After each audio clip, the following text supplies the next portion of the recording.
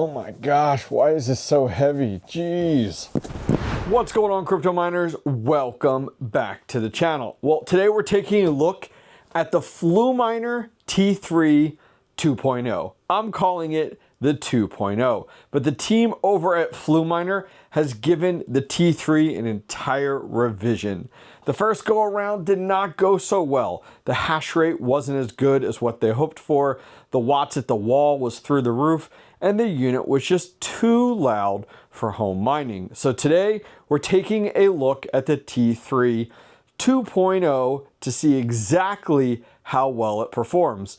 Will it actually compete with the Canaan Avalon Q? Let's find out.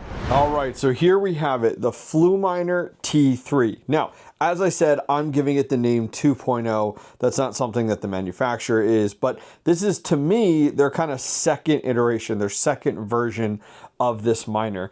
And so if you guys are curious, I did a full video on the T3 unboxing and testing very early on. I actually ran the T3 out in my garage to actually heat my garage during the winter time, but don't need that anymore, especially the original one. So this version looks almost identical, at least to first look. You know, from what I'm seeing here, it has this really slick mesh look in there. Now these fans look a little bit different. My understanding is they did swap up these fans here, giving it higher, a little bit better cooling, but also at quieter kind of dB levels. And we're going to test that today. Swinging around the backside here looks identical to what we saw before. Has our fans for our power supply, our C19 to C20 plug there, Ethernet, and then we also have wireless as well.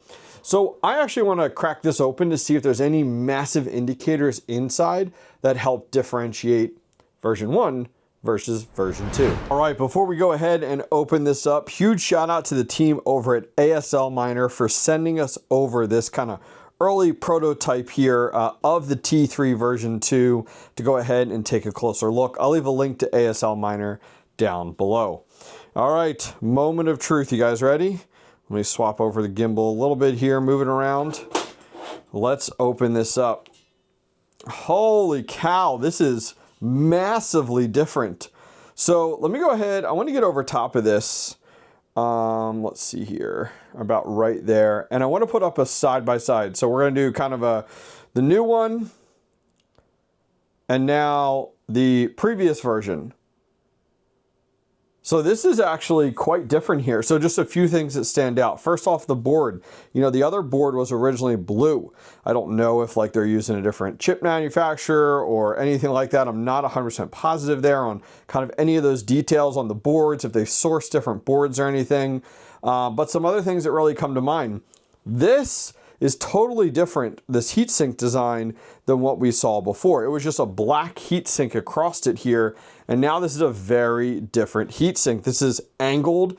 This actually has a bunch of heat pipes, and I'm not super educated when it comes down to the cooling side of things. I'm just sharing with you guys what I'm seeing. I'm seeing a bunch of different heat pipes in here than what we saw, which is like a traditional ASIC kind of heat sinks in here. Now the fans here, I think they may or may not be the exact same fans. I'm not positive. Man, this is crazy. Let me take off this little black plastic piece here. I want to take a look and see what this looks like underneath here. Wow. This is much thicker, much larger. Look at that. All right, let's put that there. So they've almost created like this wind tunnel effect here with bringing in the air from the front. Look at this. They almost put in like this little divider here to stop airflow from kind of catching through. This is much larger heatsink. This almost looks a little damaged down here maybe. I don't know. Maybe it's just me. I'm not sure. Wow, this is a heavy duty heatsink. So they are touting that this should do about 105 terahash now. And what I'm hearing is it's going to be right around 1700 watts, which is where we thought the T3 would be originally, but it absolutely wasn't. And we're going to take a look at all of the kind of before and after numbers to kind of see, did Fluminer go ahead and hit the mark on where they wanted to be with this? This is pretty impressive. This is pretty crazy here. You know, a lot of similarities, but a lot of differences. This is wow. This is crazy how big this heatsink is. All right, let's get this back together. I want to get this plugged in because I am eager to see, does this hit the mark on hash rate? Does it do really well on efficiency with watts at the wall? And finally, the big one that really sets this in its place for being a home miner, what are the dB levels? Because the first version of this was way too loud. All right, we got the T3 hooked up in our quasi testing closet here. We are at 240 volts that we're going to be testing this on today.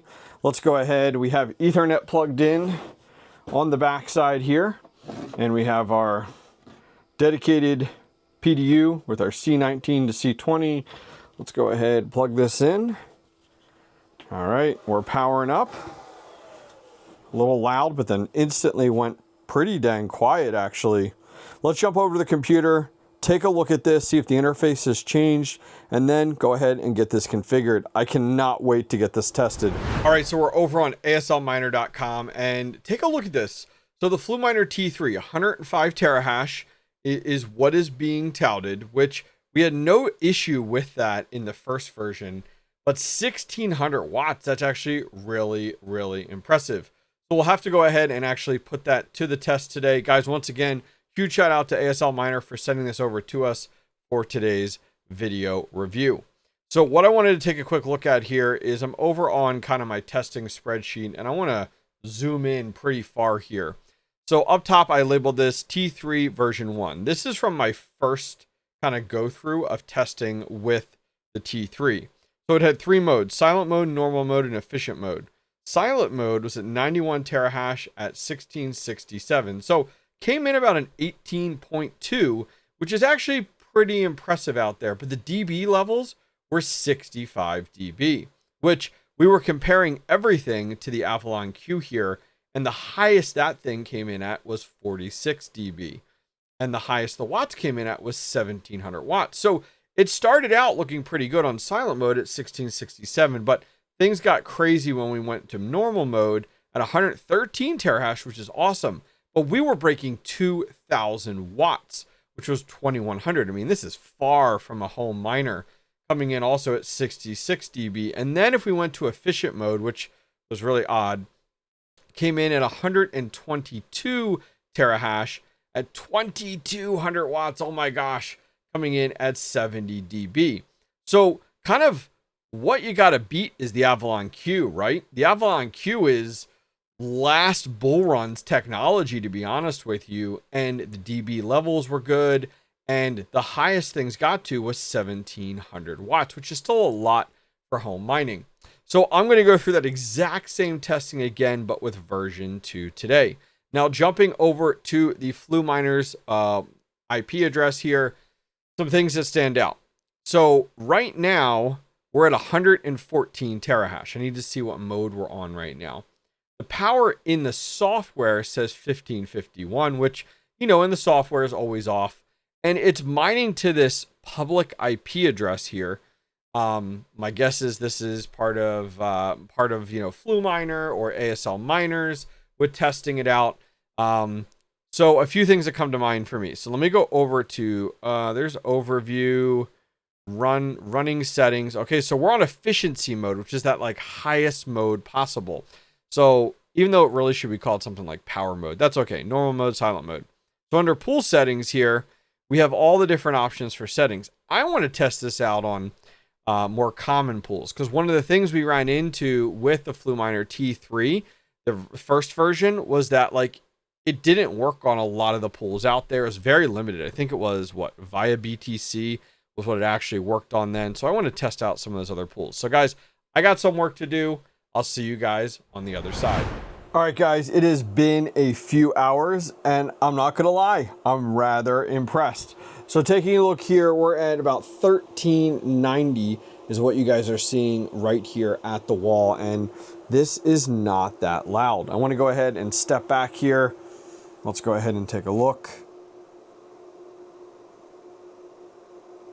We'll say about 52 dB. Now, what mode is this on? How did our testing make out? Let's take a closer look. All right, so jumping over to the dashboard here, it's almost been about 30 minutes as of now. We're about 87.62 terahash. And when we jump over to running settings, we're actually on the silent mode right now. So think that through. 8761, and what was our watts? 1390. So jumping over to our stats, let's take a look here. There's a lot to digest. So I started out with the efficient mode here, and efficient and normal mode absolutely confused me. Like, efficient mode's coming in 108.68 terahash, and we were at 1803 for our watts. So still really high. We're at about a 16.5 when it comes down to our efficiency, which is still really, really good in the grand scheme of things. And guys, the dB level, 61 dB. So kudos to the Fluminer team. They've absolutely improved efficiency. They've also improved the dB levels. Still over 1800 is too high for me. Normal mode was wonky. 107.22 at 1850. I'm just very confused between these normal and efficient modes, the way they're labeling them. Came in at 17.2, but our sound levels were a little quieter, 58. And here's the home run. Kudos to the Fluminer team. Silent mode, 87.16 at 1380. 1380, guys. That brings us down to 15.8 for our actual efficiency. Does very well. Beats out actually the Avalon Q. So the Avalon Q was 15.9. Now, the watts at the wall, 846 at 53. And the dB levels still significantly less. Fluminer's just not quite getting there. Granted, 53 is still really, really good. But like, we got as low as 39 on eco mode for the Avalon Q. But look at that hash rate, about, more than 30 terahash less going on the Avalon Q. And the watts at the wall, 846. So the Avalon Q still comes in as more home miner friendly. Looking at the dB levels, looking at the watts at the wall. However, I have to give credit where credit is due here for Fluminer. The silent mode is impressive. 87.16 terahash at 1,380 watts with a dB level of 53. Is the Fluminer T3 V2 a massive improvement? What do you guys think? All right, so I decided to go ahead and test to see if the Fluminer still had a lot of limitations in the firmware for what pool you could mine on. And I did find that's absolutely the case. I tried out a few.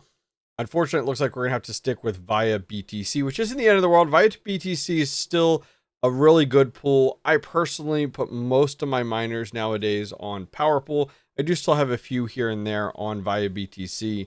But unfortunately, Fluminer has not corrected this firmware issue, which seems like a simple fix from an outside perspective, but has always been a challenge for Fluminer with their hardware. All right, huge shout out once again to ASL Miner for sending us over the second version of the T3. Now, chatting about this a little bit more. This T3 here comes in right around the same price point as the Avalon Q. So for SHA-256 miners, the Avalon Q is kind of that baseline, kind of what everyone's trying to beat. And that's right around about $1,500. Well, that's what this is listed for over on ASL Miner's website. So when we're looking at this, has Fluminer made an improvement from the sound levels? Yes, absolutely. Definitely made some great improvements on that. Are they as good as the Avalon Q from a sound level perspective? No, but still much better. Is the efficiency better? 100%. The efficiency is actually really dang good on that silent mode. I'm still very, very impressed.